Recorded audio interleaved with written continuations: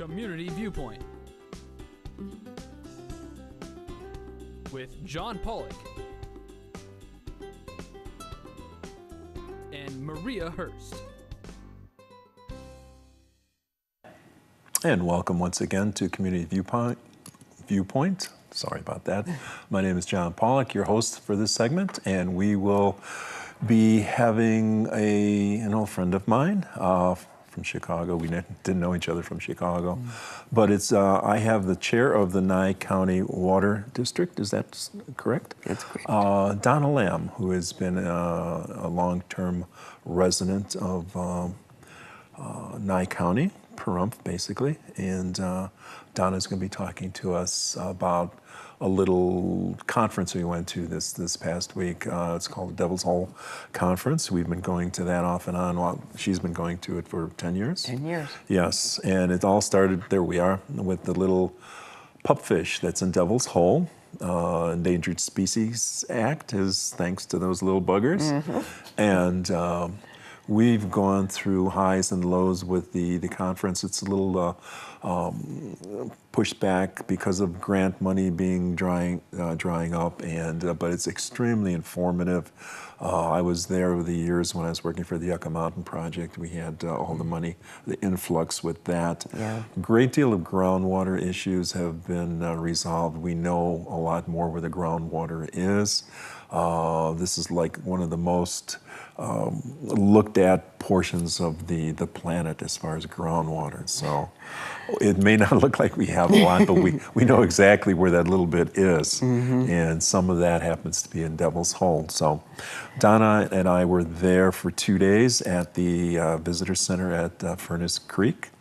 And we saw the thermometer just going over 100 degrees. So it's that time of the year. And so let's go over the agenda and some of the things that we've learned from the scientists, the engineers, the technicians that were there, friends of ours through the years. People are very, very dedicated to what they do. It's always it's good to see them again. Sometimes you see them throughout the year, but to see how they've grown and see what they have to offer each year. So let's go over what we did for the last 2 days. A whole lot. Yes. One of the first speakers was Andy Zidane from Andy Zidane and Associates. Yes. And he talked about the necessity for monitoring. Nye County has for, I think, 15 years now been monitoring the static water level of wells in the valley. Mine is among one of them. And to see where the water is going down, where it's coming up, so we can understand the regional flow of the Pahrump Valley. And it's really important to fund this science because you have to know where you're at before you can get over here and you know how you're going to get there. So it's really important to get baseline information about the area. And through the years, I've been jealous of you. I've been trying to get someone to monitor my well, and about 3 years ago, down the street from me, there was an empty lot, 3 lots down across the street. Someone's putting a well in where they're not supposed to. It's towards the front of the property, and it's a huge well. So I've told the story sometime in the past, so I says, that's not right. So I went over to my friends at the NWRPO, Nuclear Waste Project Repository Project Office. My friend Cheryl Beeman was there, Nye County planner. I says, Cheryl, what's going on? She says, sit down. So she brought somebody over and she says, tell them what the well is. Well, Nye County is doing an overview of the valley. They put in sampling wells, larger ones, 5, I forget it's 5 or 7, to do exactly what they're doing over by your home, and I have one that they just plopped right in front of me. Yeah. So I'm very thankful for what they're doing, and I have the telemetry if I go to the site for Nye County, and they're able to tell me, not necessarily, well, they could tell me if they want to take just the quality, but the quantity, how high the static it is, water level, right, and the transmissivity, and they didn't know why I had so much water because I have a whole bunch of clay. But evidently they said there must have been cracks in the clay, so the water's been flowing through. Thankfully, so. Yeah. Definitely. I can tell you why they have wells in areas like that. They've collected a bunch of private individuals and or companies and monitored their wells. And then when they get all that data back, they realize, well, we've got a data gap over here or over here, so we don't clearly understand until we fill in this information. So that's the reason why they had to go out and drill some wells. We use as many existing wells as possible to do this information, but sometimes there are data gaps. You need as much telemetry as you can get to. The better the model, the more wells, in this case, that are sunk over there, so you could tell exactly what's happening in every part of the valley. And that's what they're doing, either with the private homeowner or when there's property that the county is able to foreclose on, or whatever the reason. They're owning it.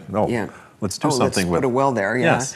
Yeah. And I'm very thankful for we have that. Yeah. And they're not wasting the water, because they're basically just monitoring it. Yeah, so that's so cool. they're not using it at all. Yeah. They're monitor wells, and that's a lot different from a domestic or an agricultural well. So and that's, like I say, that's extremely important information. Yes. So we need to keep moving forward with that, especially because Yucca Mountain funding has dried up, and that's what used to pay for it. Yes. So. And there's so many models at the Yucca Mountain project, and we just kept drilling wells and kept drilling wells. So hopefully they'll be there for the Nevada test site, which is the NNSS nowadays. But for the radionuclei, that someone will remember that, it's on the test site. It's in the back of everybody's mind right now.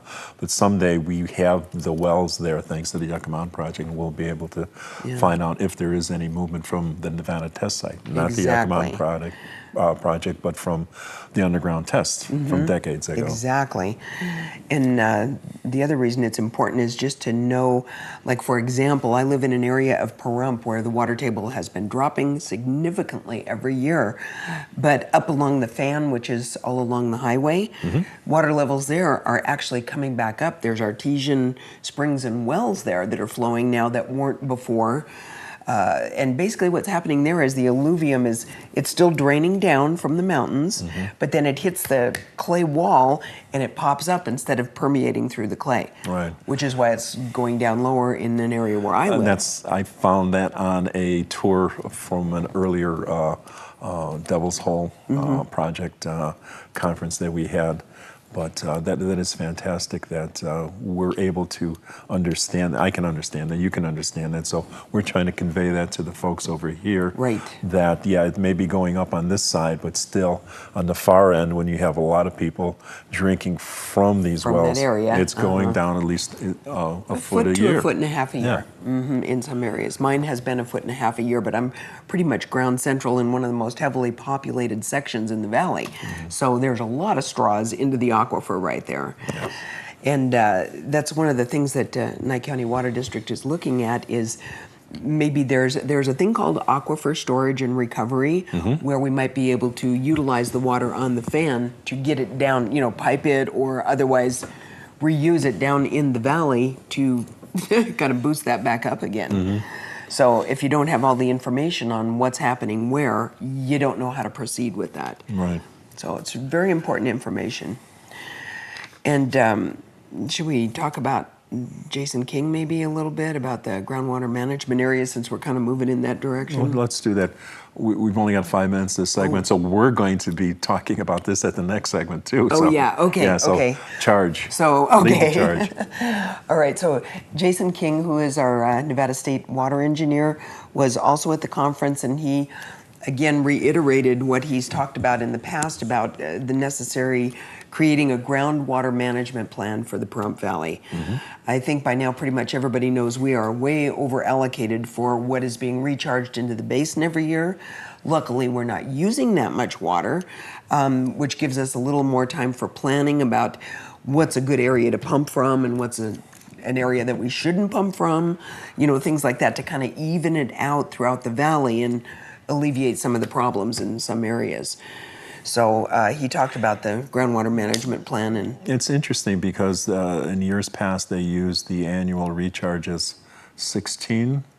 It's been everything from 12 to 36,000 acre feet by different people in different years. Now it's up to 20,000. Yeah, the state engineer is now saying that right now they think that we can pump up to 20,000 acre feet of water a year without depleting the basin. And we're not there yet. No, but with all the water rights that we have there, when we build out fully, we will be way over that. Way Right. And over that. we won't be able to keep up with the inflow of the water. Where does the water come from? The spring mountains. We're in a closed basin. It's partially drained, and supposedly it goes to Shoshone and Tecopa. But that's a different that's story. yet to be proved. Yes. Yeah. But it's a closed basin, and it's the alluvial area that we get our water from, and the only water that we drink here is from the spring mountains. That's right. And it flows in a west or southwest direction. right, and we're tipped in that direction. So that's why it's on the high end over there. That's where the clay, the lip is over there. Yep. It's filling up over there, and it moves to the part where we are. But in between, there's a lot of people drinking from that. Yeah, and a lot of clay, which is not as transmissive as sand and gravel. Right. So, yeah, it creates a few challenges, but I really think that with the proper science information, we'll be able to figure something out to make it work. Right. The worst case scenario, they will come down and restrict us and do many things like take, let's see, the people with the senior water rights have nothing to worry about. Yeah. People with junior water rights. And this is something this is your forte, not mine. But we don't want to go there. Many years ago, Right. We had issues with air quality, and I worked with the Department of Environmental Protection for Nevada, and they gave us the option, either we come down with our rules and regulations for air quality, or you come up with a plan, and if it's agreeable to everybody, the town, plan. and the NDEP, then we can work it out. Luckily, I being on the Nuclear Waste and Environmental Advisory Board, the town was all for this. Dave Swanson, I think, Swanson, at it was the time. then, yeah. We worked out a plan. We have monitoring stations throughout the valley. We have a plan in effect that the NDEP for air quality division was okay with, so they didn't come down hard on us. This is in the past. We did good. Now we have water staring us in the face. Yeah. So we're in the last minute now, I believe. So we're going to roll out of this, and we're going to come back with plenty of other information that we have from the conference that Donna and I went to, and there's just too much information. Too much to squeeze into a short time. So you know that we've been through this before with air, and we're going through this with water. We've survived the first one. That's right. And we could survive this one too. It's not going to be the end of the world. We have good Exactly. people on the board. You're working with a lot of good people. Oh, a lot of good people, yes. And, we we need a collaboration, work together to make this all work right. Right. And we'll see you in the next segment too. Thank you.